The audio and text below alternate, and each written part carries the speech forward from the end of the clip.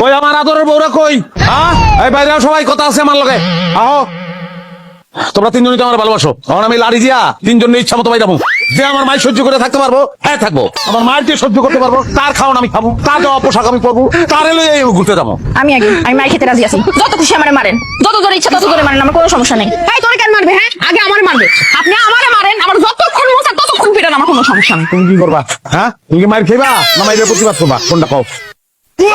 আরে করে কি? আপনার মারতে কষ্ট হইবে তাই আমি নিজে মারু। ওই তোকে কাহিনীটা কি? কাগলে সংসার করি আমি?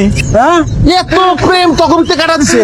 কই পাইছো না তো প্রেম? আমি মারতে দেখছি যে মাইক সহ্য করতে না পাইরা সংসার ছাইড়া দিবি, আর তোরা উল্টা মাইর খাইতে চাস, কারণটা কি? প্রেমের ডাকছি আজকে আমার লগে থাকেন, আমি আপনারে বুঝাবো প্রেম কত প্রকার ও কি। আই তুমি ওই তোর বয়স কত? হ্যাঁ, তুই প্রেমের কি বুঝছস? প্রেম আমি বুঝি, বিয়ের আগে আমার সাইড রিলেশন ছিল।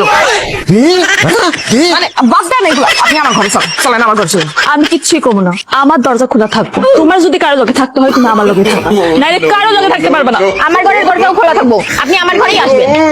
দেখেন, আমার ঘরের দরজা আমার মন দুইটাই আপনার জন্য, মন চাইলে চলবে।